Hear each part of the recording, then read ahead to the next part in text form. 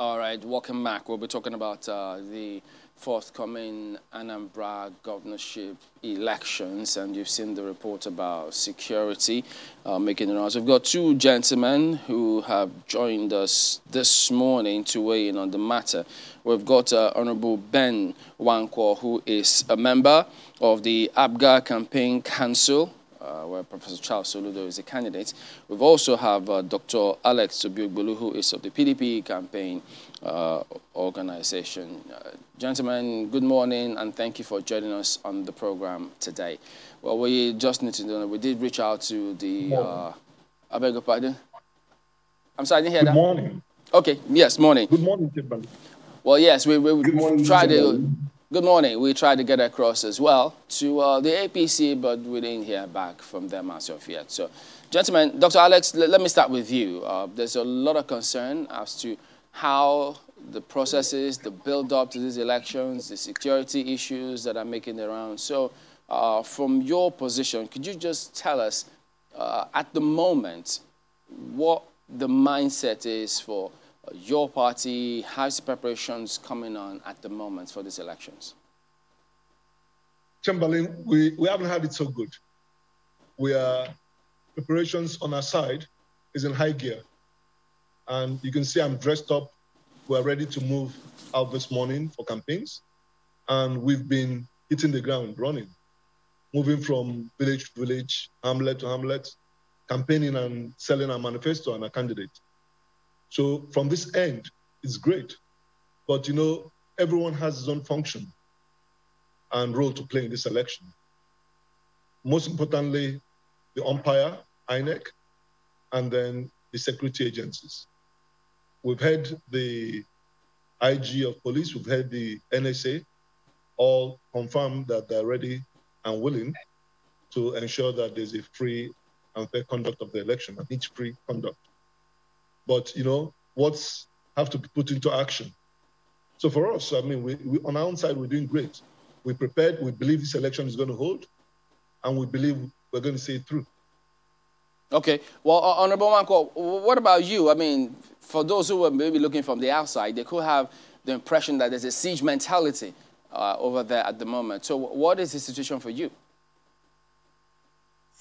Well, for me, for us in All Progressive Grand Alliance, APGA, we are ready for the election, and we are sure the election is going to hold. Yes, it is a truism that there is this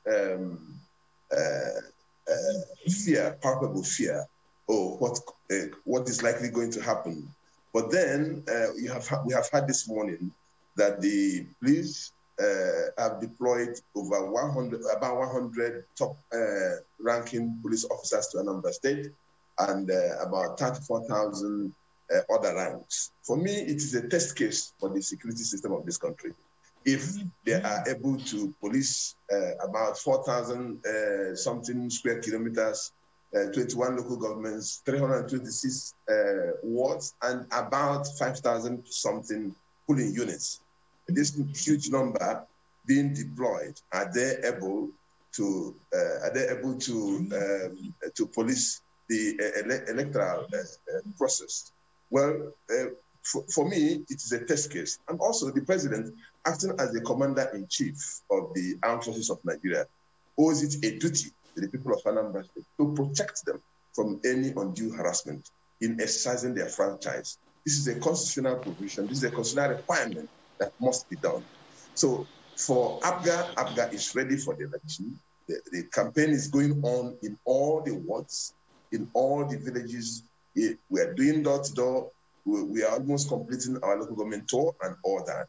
So we are hoping that the environment that for this election to take place is going to be set. All right.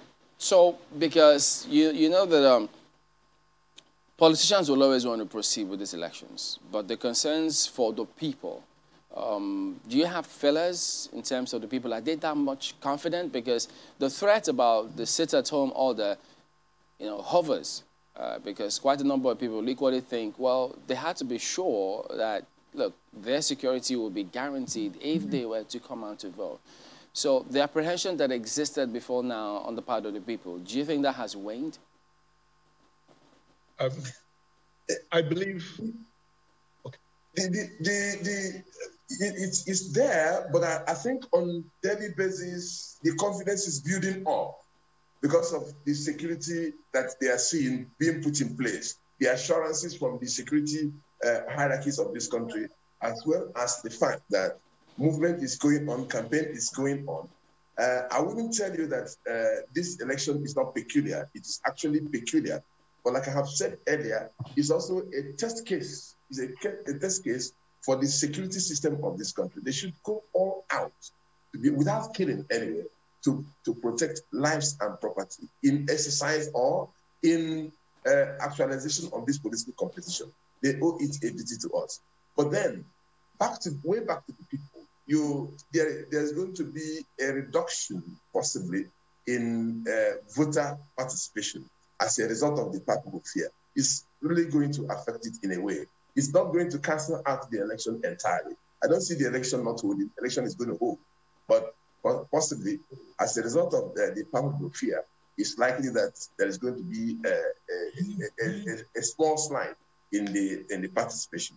That is my thinking. So, Dr. Obiagbolu, if that were the case, isn't that going to affect, I mean, the elections and then the kind of results that parties will expect to get at the end of the day? Well, you see, this election is a bit different from the past elections.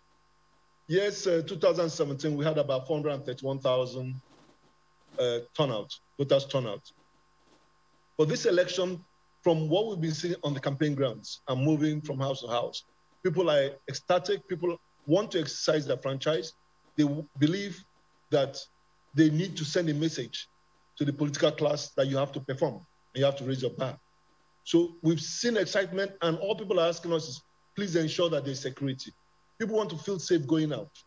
And don't forget the fact that this sense of insecurity varies from local government to local government. There are some local governments that haven't had any incident at all. And there, the excitement is high. So for me, I see a greater turnout.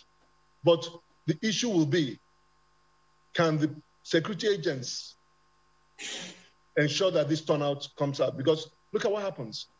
While you're running from some other non-state actors, you see yourself also running into the non-conduct within the rules of engagement by the security agents. So I think for the IG, what message we're trying to say is not just the numbers of the security agents you're bringing, 34,000 police officers. Please ensure that they conduct themselves within the rules of engagement.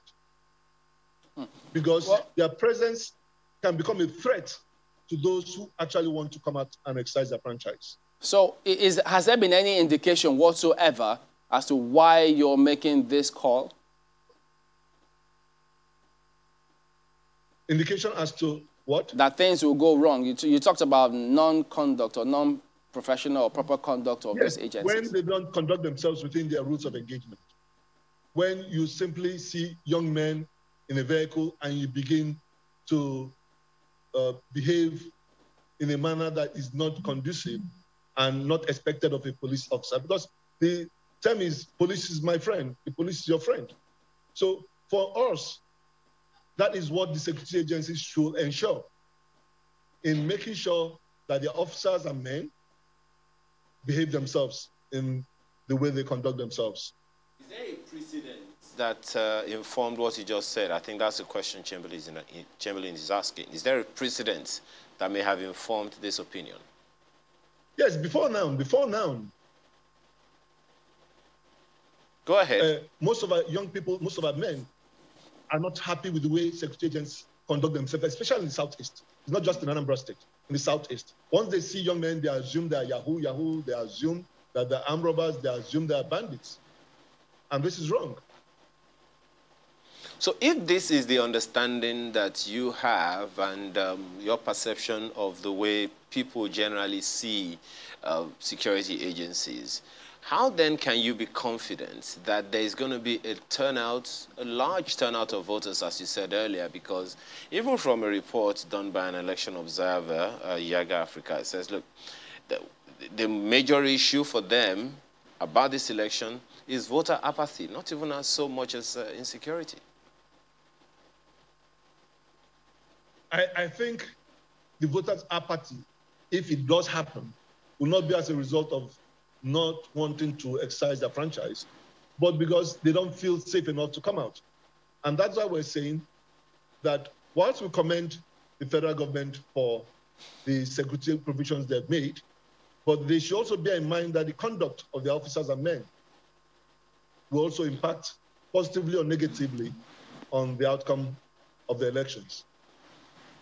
Well, let me take this to Mr. Nwako. So if the police is deploying 34,587 men for that election, for what, 5,720 polling units. That's an average of 6 policemen per polling unit. And for Dr. Obiegwolu, he's of the opinion that, I mean, there have been some instances in the past where security officials in those areas have been found wanting in their conduct. Do you share that opinion now if you're having 6 police officers, at least by that calculation, an average of 6 per polling unit? Do you have any concerns? Yeah, this is the highest they would have in any election. Therefore, the people would expect nothing but the best in terms of professionalism, in terms of conduct with respect to rules of engagement. And I think what Dr. Obiegwolu is saying, for me, is a matter of not allowing any tension to build up. Rather, the anxiety should be relaxed.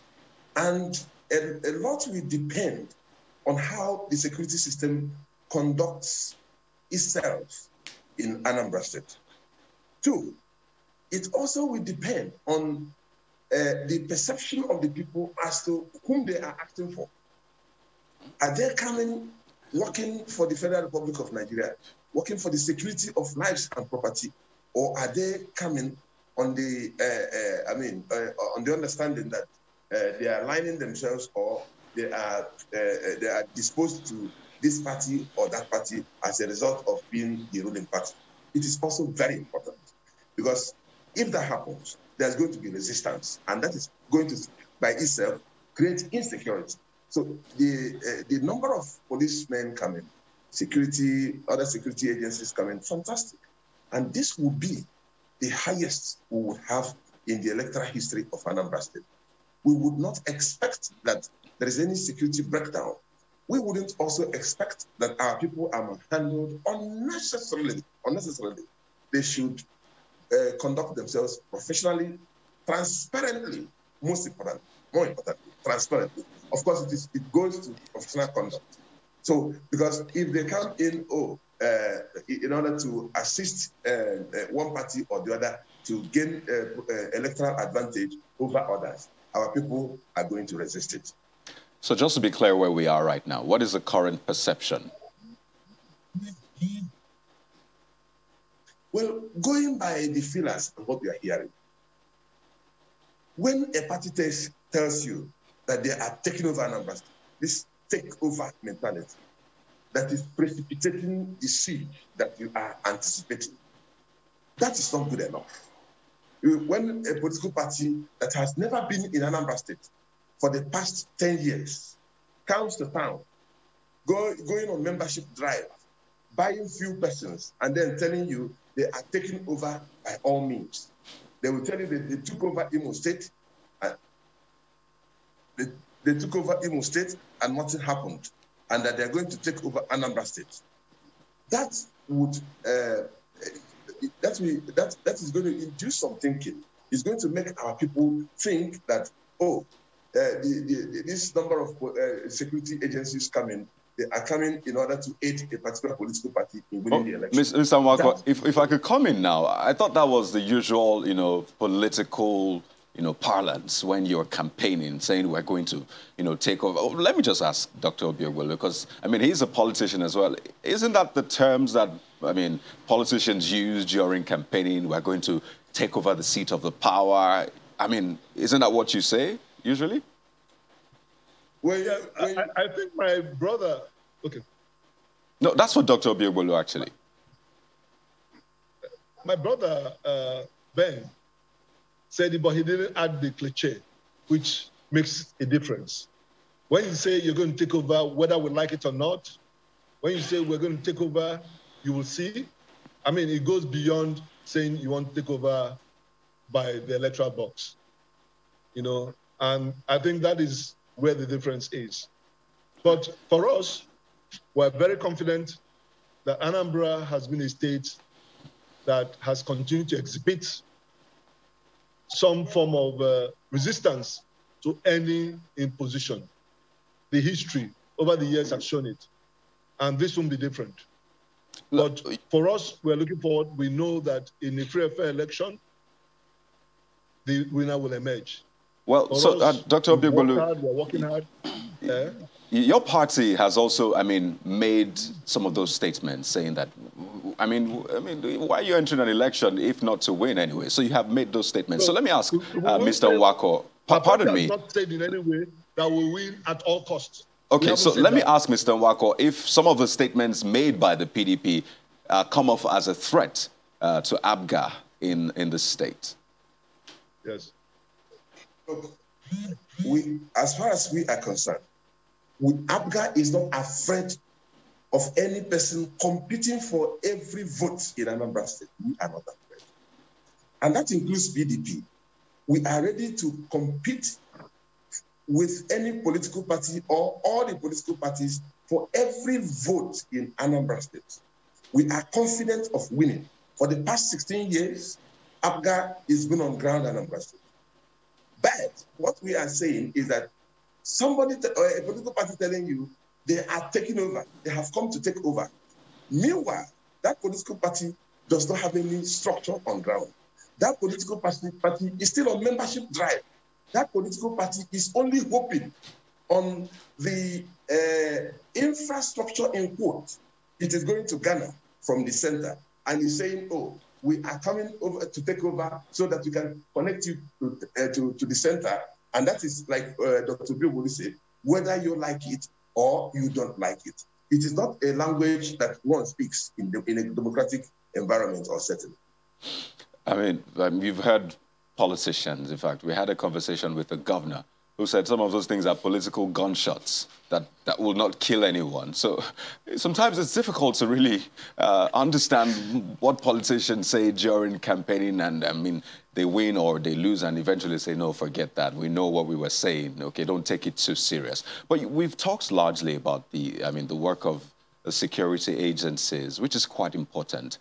Let's talk about the umpire. INEC has said that, you know what, this election will be embarrassingly transparent. I mean, so transparent. That's what the INEC has said. And I mean, there have been reports which INEC has, denounced anyway, saying that some workers didn't fail to show up. INEC says, well, we have enough manpower.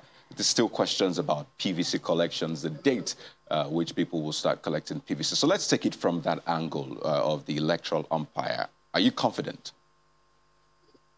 Good morning. Well, INEC, as it were, they have always assured us at every election that it will be, the process will be transparent, that the election will be free and fair and all that. But that is telling. It is not doing. We will be wishing INEC all the luck, but resisting the pressure that we are seeing from desperate politicians and political parties wanting to take over is something that will be very, very interesting for us to see. So, right now, there is this fear that INEC may not live up to the expectation in terms of transparency, openness. I said I'm wishing them luck because I know that pressure is being mounted on them. They have to be able to show us their posting, that persons being posted to work in Anambra State are not recruited from Imo State. That every person that is going to be posted as an electoral ad hoc staff is not a member of any political party. They have a duty to manifest that.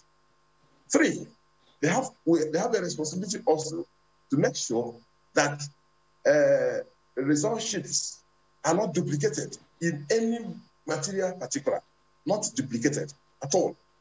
They have to allow the electoral observers openness to be able to assess what they are doing and also to observe what they are doing. It is equally very, very important. But, you know, Honorable Nwankwo, you, I mean, your party has won a number of elections that the same INEC has conducted.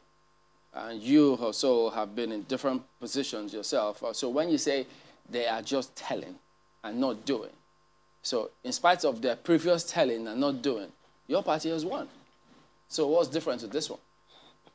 No, I am talking with respect to this election. And like Dr. Biobolu said, this election is different. But it hasn't held this yet. Election, so what is it that they are telling and not doing at the moment? Yeah, at the moment, the number of persons they were training, they said they have all it takes to conduct the election. But few moments, they have said, oh, we don't have enough staff. And there is this fear that the next thing they will do is that probably, possibly, they will go to Imo State and recruit some political party member. Yeah, but your party, there was this interagency consultative committee meeting that was held on Monday. Was your party present? Yes, my party was present. So weren't they satisfied with the meeting, the outcome, and the submissions at the meeting? Fantastic. My party is satisfied with what INEC is telling us. But we are looking up to INEC to live up to their expectation by doing that, which the ground norms, the guidelines, the Constitution say they should do. Going by previous, going by antecedents, Honorable, what is it that you think INEC is doing now that may compromise its integrity with you? Excellent.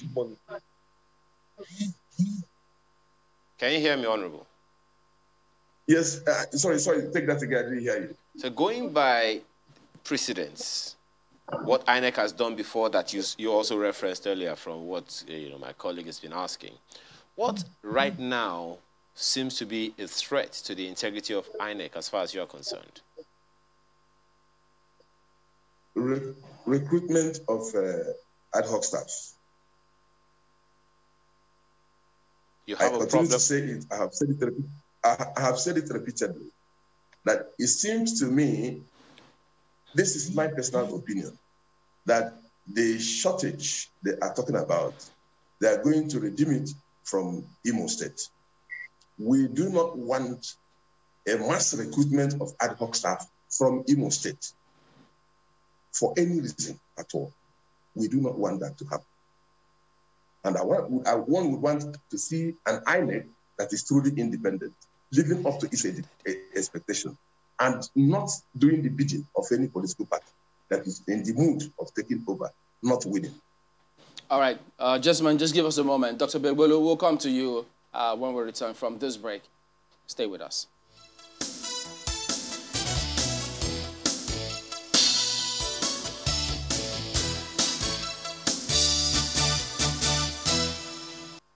So, Mr. Nwankwo, if you don't want them to recruit ad hoc staff from Imo State, where do you want them to recruit from? You know, Chamberlain, you asked me a question. You said, I have been in various positions. I wouldn't be the right candidate to make this analysis for you, because if you go by my experience, I can inform you through this medium now that in 2015, I won election. And before me, INEC took my certificate and gave to another person. It took me 2 years to fight through the Supreme Court to get my mandate back. So when I talk about INEC doing more than telling, I know what I'm talking about. Yes, on the surface, they will come to give you a kind of answer. Now, going direct to your question, if they don't recruit from Imo State, where would they recruit?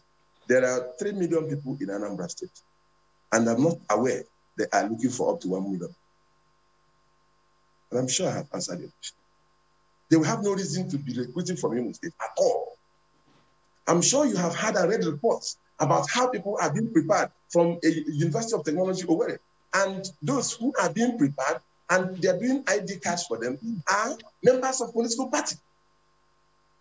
And I'm informing you that Anambra State has a population of over 3 million people. And they will be looking for about not more than 5,000 persons. Well, they can be found in Anambra State. As you have said, you have reports. In fact, you've said this is also your personal opinion. So it's important to state that, I mean, except you have proof anyway, something to show that this is really the intention, then we'll just take this, as you have said, as a personal opinion. But I wonder if Dr. Obiogwolu shares the same sentiment about, I mean, this report that Ms. Honorable Nwako referenced. I mean, do you support him? Do you see something like this happening as well? What are your thoughts? You see, the issue is not who you recruit as ad hoc staff. From experience, the main issue is with the transparency of the process and the intention of the umpire. Does the umpire want the process manipulated, or does the umpire want a true and fair process? And the umpire, we mean in this case, is the man at the top, the chairman of INEC. What is his intention? So far, with words, they've been good. If they can keep to those words, then we will all have a free and fair process. But let me tell you, the BVAC is more important than the ad hoc officer, the presiding officer. Because INEC has said to us that that machine, if it's not used, there will be no election in that polling booth. Will they keep to their word, or will they truncate that process and go back to what they call this list, where they make up list and say, okay, everybody should vote, or deny those people the right to vote? Because these are the things, little things that they do that manipulate the process. Okay, Dr. Bembolu, a couple of things there.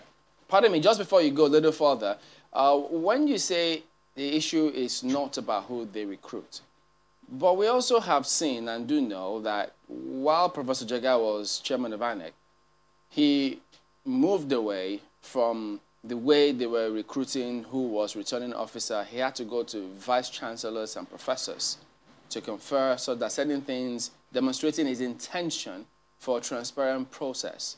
So didn't that count for something? No, because these are still Nigerians. These are still persons that will have interest. So the issue is not in who you recruit, but you, who is the umpire, what is your intention? If your intention is that the process will be fair, then from your body movement and your language, everybody will know they have to sit up or they go to jail. So you wouldn't mind if members of political parties were returning officers, were ad hoc staff? You wouldn't mind that? It's not for me to say, but let me put it this way. Even if you put a member of a political party as a returning officer and the process is transparent, he will still give the result of what the people want.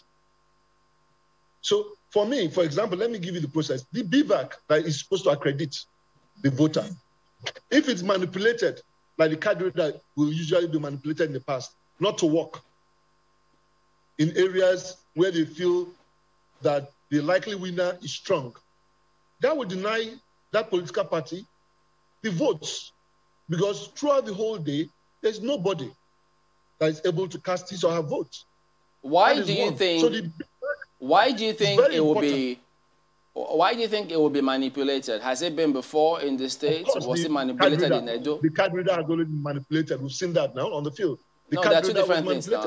The BVAC or the card reader, aren't they two different things? Yes, are you talking about the card reader or the BVAC? I'm giving you an experience from the card reader. And I'm saying, let's hope that the BVAC will be allowed to succeed in Anambra State. So INEC is meant to deploy the ZPAD, which is meant, I mean, under the BVAC, the Bimodal Voter Accreditation procedure, essentially. And this is going to be like a major test of it. And INEC has spoken very highly of it. In fact, INEC has pushed even further, pushing for electronic transmission of results and the rest, based on this particular system, which says they trust the system. It says it will be embarrassingly transparent according to INEC. But on the field now, you have said that you hope that, so I just want to be clear. Are you saying that you really want INEC to stick to that no voter accreditation, no voting, or you would like a case where if that does not work, INEC will find another way so people will not be disenfranchised? What's your position on that? Okay, let me explain to you. INEC has said no BVAC, no voting. Yes, it's good in principle. But then the agents of INEC who have the knowledge of the back end of this device can truncate the device so that a particular candidate in his area of strength will not be able to have votes cast in that area. Because the principle is no BVAC, no voting. So that's why I'm saying that I hope the insiders don't truncate the process, because they know the device, they know how it works. For every device that is manufactured, the manufacturer knows the weak and the strength, the weakness and the strength of that. So that's one. Then second one is the election result sheet.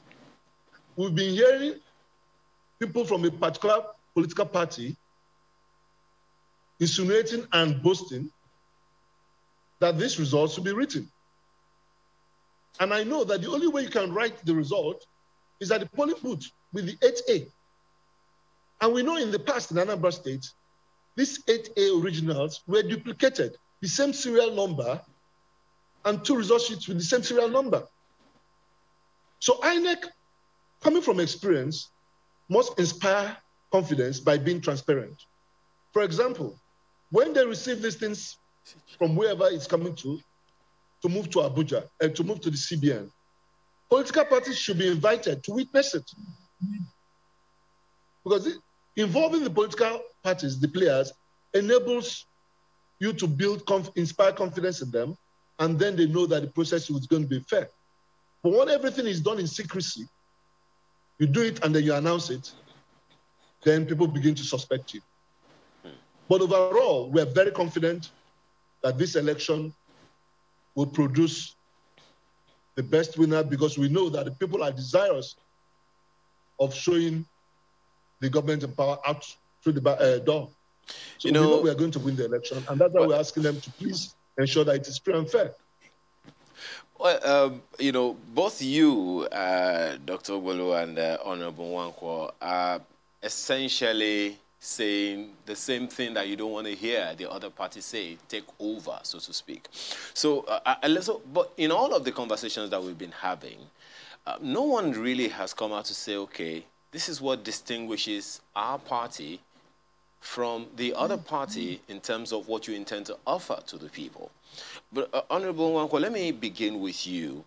In this wave, these days of a wave of defections, movement from one party to the other, and all kinds of conversations within the political class, and the high level of voter apathy occasioned by the fact that we don't know which politician has a strong enough principle, to give us exactly what we want. How strong is a political party to ensure that any elected official, any governor, is compelled to do what the party promised the people? Well, thank you very much. I had my friend and my brother say that his party will be showing the ruling party the back door. Well, I will be wishing him luck, but that political party, every political party in Anambra State knows that the party to beat is the All Progressive Grand Alliance. Reason is because whatever we are doing is performance-based, verifiable performance, tangible, seeable, eye-markable, permit that language, performance, monumental legacy projects. so that are on monumental, ground as you by the say, administration. Honorable, if it is as monumental as you say, how come voter turnout has depreciated incrementally over the years? I am not aware of the last election having any form of voter apathy. Instead, there is a high voter participation and the turnout. If you remember that APGA won in 21 local governments of Anambra State. It never happened in the history of Anambra State. I even doubt if there is any state in the federation where one political party won in all the local governments. I stand to be corrected. Now, when I talk about monumental projects, you talk about a government that has delivered the best airport any state will deliver to its people. You talk about government that is paying salary. You talk about human development. You talk of education. You talk about road infrastructure and so on and so forth. Now, I heard what you said about the social contract. Which political party, which candidate has the best manifesto that is selling to the people, doable, very actionable manifestos? I am not here to talk about the superiority of the APGA candidate. Every person, nobody is in doubt in Anambra State today as to who is the right candidate, most qualified, most prepared in terms of integrity, in terms of exposure, network, experience, and also knowing where to press the button when it matters. It is Professor Charles. So every political party is aware of this. Every political party is fighting him. He is the man that has got, he's like the tree with fruit. So every person is throwing stone at him. There is no doubt about that. And if you take time to do a content analysis of his manifesto, you would know that that is the best any candidate would offer to his people. And he's committed to delivering it to Anambra State. He's committed to operationalizing that manifesto. He's not just writing economic or social development document, but it is something that is from his heart. He has done it before.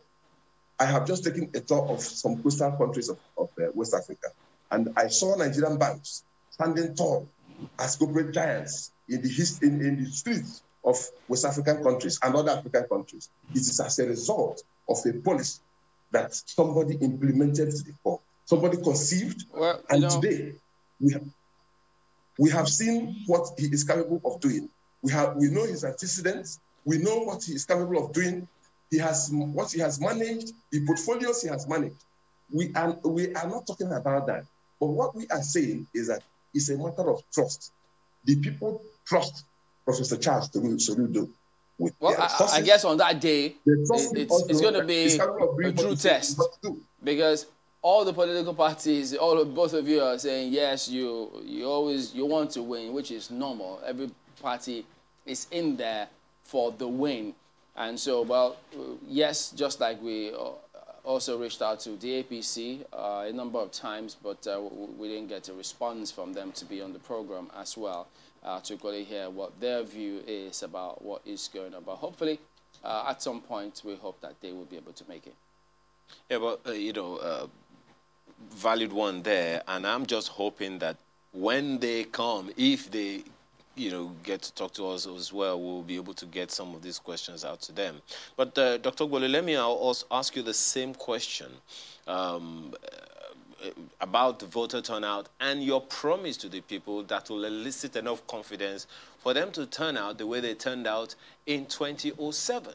In 2007, the percentage of voters in Anambra, in the Anambra election was 2007 actually, was 68% of voters, right, as opposed to 2017, where it was 22% of voters. What's the assurance you want to give that your party has enough promise that will elicit enough confidence for the people to say, we're going to vote for that party with the assurance that it will deliver to us? Not just the individual, but the party. Forgive me laughing, because I've been laughing since my brother and friend has been struggling to talk about what his party has done. But let me correct some records. 2007, that election was massively manipulated. And you saw that was why there was massive anger, and the Supreme Court saved us by asking P2B to return. But I can tell you with all confidence that since 2010, the elections has improved. The quality of elections we've had in Anambra State has improved. And in 2010, P2B won with about 97,000 votes. In 2014, Chief Willie Obiano, in his first tenure, won with 174,000 votes. There was a greater turnout because people were happy that P2B had done much, and there was expectations. Now, in 2017, the last election, the governor won with 234,000, thereabout, for this 21/21 they've been branding. But one thing was unique. The voter turnout was low. The total votes cast was 431,000 out of about 1.9 million voters on the register. But in this election, there's high expectation that people will turn out. For the main reason that people find that this government has failed them is being from Ngige to P2B, there's been improvement. They had expected him to climb higher, but they've been a total failure. And for that reason, people are expecting to turn out. Let me tell you one thing that is unique about PDP and our candidate. I'm a founding member of PDP. I can tell you that PDP today is a revamped party, especially in Anambra State. If you look at the quality of primaries that was organized in PDP, it's been the best, transparent. And that was how somebody who was not expected to emerge, going by the old ways, emerged. Now compare it against ABGA. My brother Ben Wanko was once in PDP with us. It was because of bad primaries, foul primaries that made him leave. But look at the way we conducted ourselves this time around. Well, now compare it to ABGA. Well, Dr. Obiogboolu, you know how politics is. I hope someone someday will not be saying about you that you are once with them in the PDP. But, you know, just on a final note, still referencing that 2017 election, your party, the PDP, had, what, 70,000 votes out of 448,000 votes cast. The APC, incidentally, had close to 100,000. They had 98,000. And, of course, the winner had over 200,000. So, I mean, by all standards, the PDP, I mean, going by that particular election, is still third, you know, in the race. So, if you could just do this in 30 seconds, what's different this time? You have to take each election as it goes. Don't forget that in the National Assembly elections, we swept the polls. We had a lot of out of the 11 positions, we took 6. The presidential election, we took over 95% of the votes cast. So you have to look at each election as it goes. And one of the things that affects the election is the quality of your candidate and also the way the elections were conducted, the primaries were conducted. All right, gentlemen, so, we need to wrap up at this point. Apologies, but just a yes or no question, though. So, Dr. Obiogboolu, do you think your party will win these elections? Certainly, because for us, we have a better candidate in Valos. Okay. Honorable Wanko, what about you? Soludo. ABGA won the last election. This election, we will win it even better. Because I can almost say then that APC too will say they will win the elections, but unfortunately they couldn't make the show today. So, but gentlemen, we thank you both for coming on. That's the interesting thing about all of this, is always optimistic. Gentlemen, thank you for coming on this morning. All right, so thank you. All right, that's it. That's what happens with politicians. They're always optimistic that they will win. So we'll switch now to, well, it's also a political matter, but this has got to do with the People's Democratic Party at the national level. So we've got Senator Walid Jibril, who is the chairman of PDP Board of Trustees. Good morning, sir. Thank you for joining us on the program today. There are several... good morning. How are you? Well, fine, thank you here. There's several things going on within your party, quite a number of them that are raising concerns both within the party and externally as well. Well, one of the things that so many will be waiting to see how that plays out is that decision by the court, which has now been scheduled to take place tomorrow. They thought it was going to be yesterday, but the court has said it will be on Thursday. So what will your impressions be? Because whichever way the pendulum swings, or for instance, there's this uncertainty as to whether or not the convention will go ahead, because that decision could stall the convention. Are you worried about this?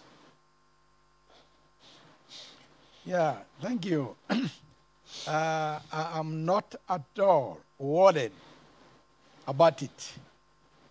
However, I would like to say that our planned convention coming up on 30th of this month and 31st is a decision of our neck, and therefore we are on course. And since we are in course, what is going to be our fear? Secondos is a member of BOT.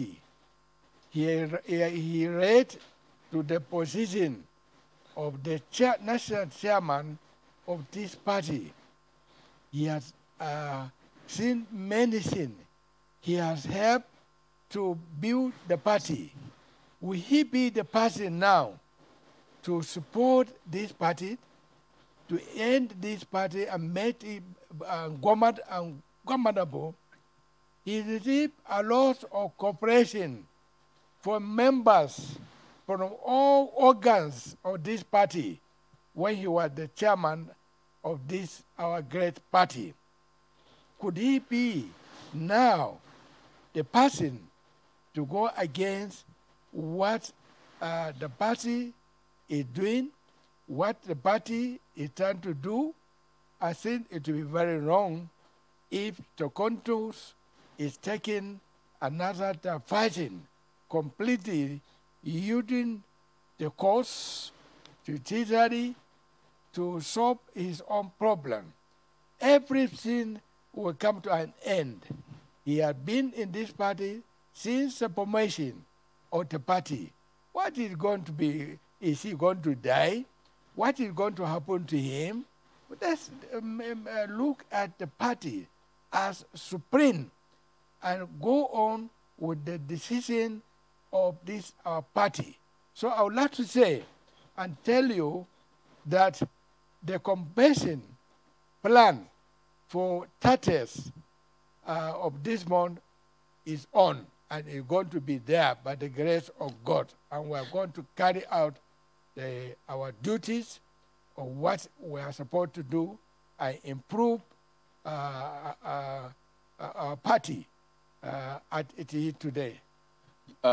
You seem quite sure, if I got you correctly, that Mr. Secondos will be at that convention. Is that what you said first? What? That he will be in the convention? Yeah, I thought you said he will be there. We are combined. Eh? Did you say he will be there? And, no, I didn't say so. Okay, I just wanted to be sure. I didn't say he will be there. Correctly. Is he today the national chairman of our party?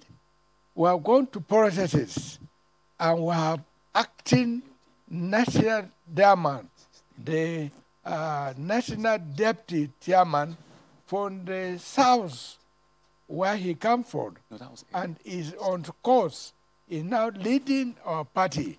So his presence at the convention is not necessary at all.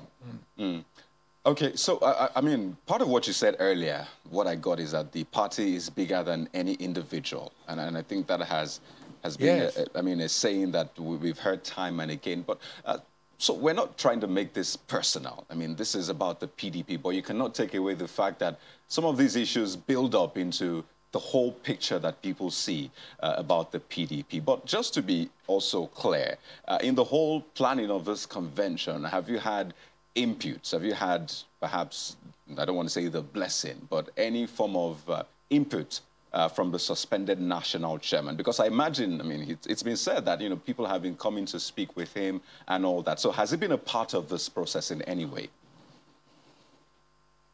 What you must be aware that our party undergo processes of how to read, come to a conclusion. A national reconciliation committee has been formed under the chairman of Senator Debbie Mack. And that committee is made up of very reasonable and responsible members of our party who held position in this party, and they knew what they're doing. They have been trying their best. They have done everything possible to bring peace and settle and this issue completely. They have talked to secondus. They talked to other party leaders, and in trying to solve this problem, I don't see why, to me, I don't see why secondus should go to this extent on trying to ensure that the party go another different way completely. That's why I told you, it's a very responsible party. We started the party with him, me and him. And he today, I mean, he was the national chairman. I'm today the chairman of the board of trustees, BOT, of the party. I thank God that I'm there, and whatever happened, I think secondus should take it quite and simply, and play with the role he has been playing. All right, Certain Senator, people, we'll let you. lot of people. Yeah, we'll let you continue your train of thought when we return in just a moment after the break. Please stay with us.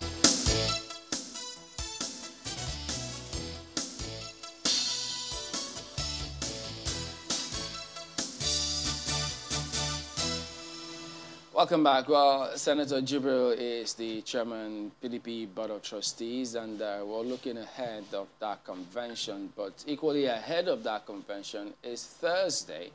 So, but Senator, you think that whatever happens, the convention will hold. You're very optimistic about that the convention will hold. And you want Mr. Secondus to move on from the scheme of things and just see this play out. From your words, he won't die if this were to be allowed to play out. But what is wrong with the party in the first place allowing him to finish his tenure by just in a month or two, and then you hold your convention at the normal date? So many thought that it was just deliberate to skew him, push him out, or to scheme him out in order for certain other members of the party to have their way. Isn't that what this is about? Even if what you're saying to you and other people look at it that way, party is a party, and party has organs. Party have the higher organ, the National Convention. Before the National Convention, you have NEC.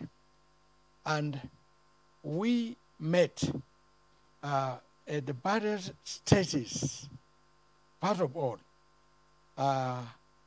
and then make a decision of combined stakeholders of the party, including the governors.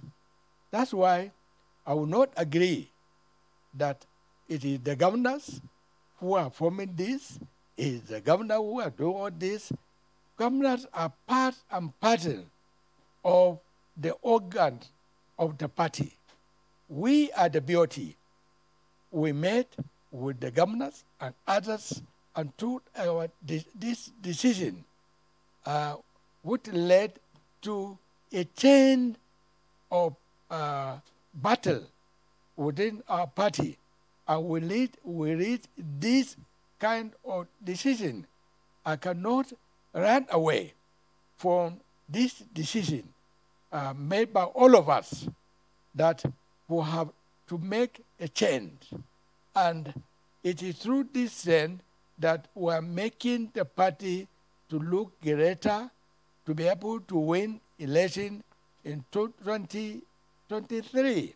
So whether your tenure has not reached or is about to reach, and the party think about it, and this is the best way, and we follow the constitutional right and follow the procedure of what to do, there's nothing wrong at all with that. And as a party man, like I keep saying, whatever happens, we know we have a constitution and we have processes of how to conduct election, but all the same, all of us came together and took this decision. I think it's only fair that whoever is concerned will look at the party, the body, the party, and the membership of this, and to make us forge ahead and win a nation in 2003. So well, we should forget about whatever people are saying. Okay, I actually never mentioned that the governors took a particular position or not, but since you referenced it, so will the governors have their way if they want the seat or where the president will come from to be zoned to a particular area? Perhaps if they say should go to the south, will the party follow suit? You see, it's very unfair for you to say that governors are the one taking decision for the party. No, Senator, I didn't say so. I'm only asking, you made reference to it, so I picked up on it, then asking, will they have their way if they want it zoned, for instance, to the south? You see, it's another thing which I want you to think about and forget about that reference, that if they have their way, if the governors have their way, are governors not members of the party? Are they the ones to take decision on behalf of the party? They are not. We have organs, better organ from the what? Local government, drone, state, National Working Committee, the NEC, and the National Convention.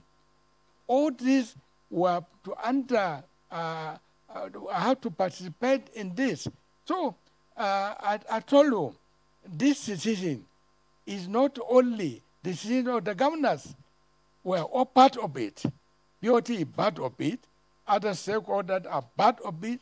So don't concentrate to tell that if the governors have their way. Let me tell you, the Rona committee that run the national chairman and other politicians, they say the chairman, the governor of Enugu State, a very responsible person, and he knows what he's doing, and he said their assignment was only to deal with the national chairman and the national offices only. He did not talk about presidency. They did not talk about other things connected with the presidency. They have not talked about national vice president, the president of the Senate. They did not talk about BOT at all because they know that is not their place. Everyone has a section procedure to follow, like all others. So they concentrated properly on the assignment given to them, and they brought it. It has been discussed, sent to all the zones, the south and the north, and decisions have been taken. So how can we come and say people are taking wrong decision and somebody should be allowed to do certain things? Think about it. If you love this party, you want this party to continue, you want this party to lead the country, and you want this party to form government in 2023, you forget about other things, petty things, and concentrate on the right thing to do, and that will be the best thing for the party. If you say somebody should go to court, this going to court, honestly, is not the country plays a great role of disallowing people to go to court, and today he's going to court. What is it all about? Is he going to die if all this happen the way he is going?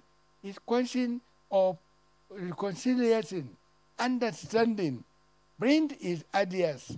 We bring our own ideas. Is not only the idea of governors at all. Don't let us concentrate and put blame to the governors. They are helping the party. They are doing their best. They are funding the party. They are trying to see what is the best thing to be done. So I don't think people should be thinking the way well, first of all, what is happening. And I'm not in a position to either love or hate the party. So we're journalists. We just do our jobs and get to move on. But the party zoned several other positions to different areas. So you're saying, if I understand your point, the right thing to do is what? Allow them, the governors, have their way when it comes to where the presidency or the person who will occupy or vie for that position will come from in the party. Is that right? Why are you concentrating on the issue of governors if they have their way? I'm trying to understand what your point is. I don't understand. I need to understand what your point is so that we can then take it a little further. I told you, we have organs in our party, and the procedure to follow. Governors are governors. They have the right to give their own recommendation to NEC, the National Executive Committee of the party, and finally to the National Convention. And this is what they're doing. And so I don't want to insist that if they have their way, you had better bring much problem to our party again. If you say if they have their way, that's for you to say again, if the BOT has its way. Okay, so then, Senator... We're organ of the party. Senator, which organ of the party then has that authority to make that decision? I told you there are so many organs up to the level of the National Executive Committee, NEC, and finally to National Convention. We are now going to NEC on the 30th of this month. NEC will take a decision. The decision will finally go to the National Convention, the panel. So it's a process we're following, and I think the process is on, and I don't see anybody who come and tell us now, stop that you're conventing on the 30th, whatever it is, whether you have your motive or you have or anything you want to do, we are going on this convention. We are ready, people are ready, and we are going to do this convention by the grace of God. You know, it's quite important, really, to understand that process, because not a lot of people, especially viewers, understand, I mean, how you practice politics within the party. So it's quite important to understand, I mean, the announcements we see, what actually went into it. So, for example, when we heard Governor Gwai of Enugu State speak about zoning the chairmanship position, for example, to the north, that was in late September, for example, what process did that particular decision of his committee go through, his subcommittee go through, before it became a thing for the party in general? Can you just walk us through that process? So at least if we understand that, or at least if people understand that, they can then know what to expect perhaps maybe for the presidential elections in the coming days. Okay. The committee, the zoning committee that drawn the national chairman to the north have been formed by NEC through stakeholder intervention, and they went ahead to do their job nicely and drawn the national chairman to the north. And we in the north met with our governors and took a decision that, okay, we agree with what the governor of Enugu committee did. Now we sat down and look at it and say, okay, in the north, where should the chairman come from? It ended coming to North Central Zone of Northern Nigeria. And that's why IU became our candidate, a candidate for the national chairman, separate to final approval in NEC. If that is so, when the other position come, again, they are also going under processes. The president, we don't know where the president is coming right away, even though we agreed that the national chairman is now in the northern Nigeria, but anything can send, you don't know. Until we go to the convention again, when the time of the presidency comes, is another matter at all. But we should not add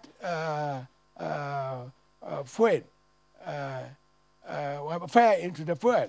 We should wait until the constitution and the issue of the presidency come, other position come. Then from there we can now equate. Okay, where is going to be the president? Where is going to be the chairman?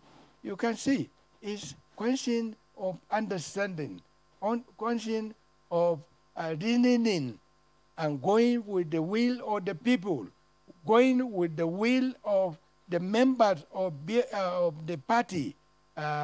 If the members say, this is what we want, it is what we were going to do, and the NEC will not go contrary up to the National Convention.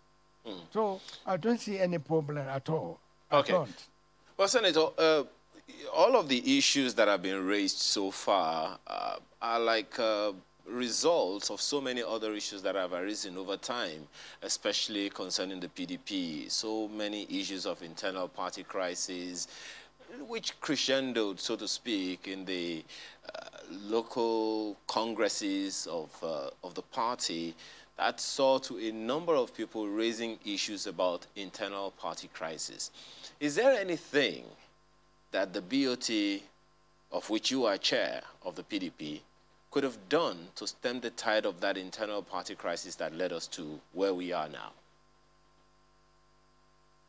Thank you. You see, there's no party in Nigeria today that has no problem. It's only the problem of others to perceive the other problem.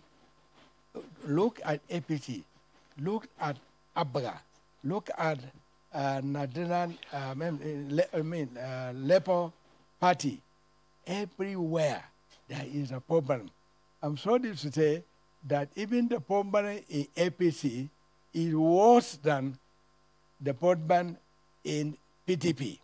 So what is this? When there is a problem and we sit down together, me as the chairman of BOT and members, we have come very far.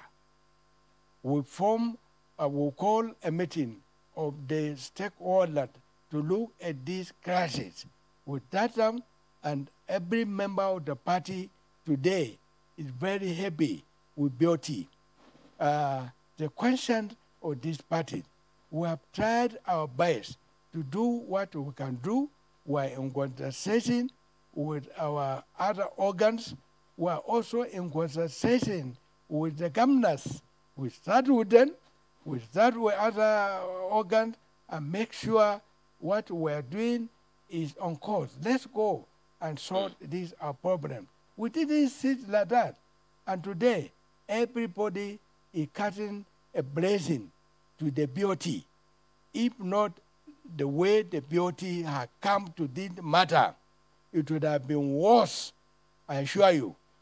But you know, God Senator, the concern really arose from the fact that, I mean, ignoring whatever is happening in any other political party, APC, APGA, whoever, the importance of the PDP as a leading opposition party informed the question, because many are wondering how come the PDP has been so quiet, given that, you know, a number of issues that have been raised by the PDP could have been tackled by the PDP and offered alternatives to some of the issues that many people have been concerned about, as opposed to the infighting that has not allowed the PDP to perform its job as a leading opposition party. You see, this problem going on now is not only the problem that happened in the past. We must thank the governor of Delta State when he led a committee for the primaries of the presidency through a convention or a meeting in Port Harcourt that brought Tiku at that time as our candidate and Peter Obi. And he has done the best he can do. And Okowa, we raise our hand for Okowa now for what he did for our party. And with the assistance of the BOT, we worked with him, we agreed with what he did, and look at the thing, how it went, as successfully. Now it's the same thing. We are going to solve. We met the stakeholders, all of us, and came conclusion. We are now going to NEC, and in NEC, we are all members of NES. When we go there, again, I'm telling you, as opposition party, we are going to drop our permanent. Right. One more thing before you go. Wait for to see what is going to be on 30th and 31st. You laugh, you smile. That PDP is a very stable party, and all the problem is going to end. So just one more thing. What if on Thursday, what if that decision doesn't go the way that you think? Wouldn't your party then be in crisis? Which decision? We have not gone there on Thursday. Are you going to NEC to take this decision? So no, I mean the judgments, the court decision coming up on Thursday. In NEC? So, you see, wait, and you will go there. You see the wonders that will happen. All these hula baloo going on will end. I'm telling you. It will end. There will be no problem, I'm telling you. All right, Senator Walid Jibril, Chairman, PDP Board of Trustees, thank you for your time this morning. Thank you. All right, let's take a look at some messages coming through now. So another optimistic point. I told you they always end that way, no matter what happens. Well, I don't know if Felix is as optimistic as the politician in our emails today talking about poor electricity. Oh. It's so shameful that Nigeria suffers electricity blackout while it has surplus flow station flaring gas, which could be converted to electricity to power a lot of states and still generate employment and revenue. It's really seriously shameful suffering in the midst of plenty. Oh, take a look at this one from Nicholas Oyedikachi on the Anambra election this time around, saying, I'm optimistic that Anambra election will surely hold. Oh. Security agencies should not see it as an avenue to vent their anger on innocent, pardon me, Anambrarians.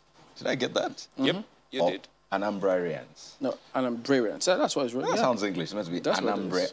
Anyway, moving on. The mail goes on to say, all in the name of overwhelming security presence. Campaigns in Anambra have been successful without violence, and as such, elections will be conducted successfully without violence. INEC should be transparent enough and avoid using insecurity as an excuse to rig the election. Olorun Loba says politicians make rhetorics and all sorts just to sway support their side and assure their supporters they are in control, even when it is obvious they are losing.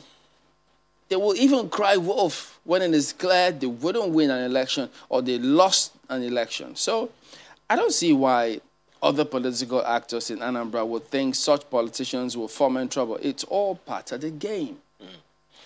Well, Abdul, who is talking about PDP politics, says PDP should be careful in handling its convention because if the party is not united at this time around, they should forget taking power by 2023. Well, for Festus Sakiboyewa, this is on PDP politics as well, saying life for most Nigerians has become unbearable, yet the PDP is not offering Nigerians a convincing alternative. Instead, some of the party's bigwigs are causing internal strifes just to capture control of the party. You sound like a party member there, Festus.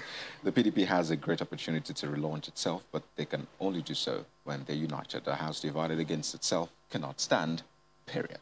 Well, we know he's free to join anyone he wants, you know. But Razak Okpaloyeru says, talking about PDP politics as well, my concern is that we all seem to understand the magnitude and in-depth of our situation in this country.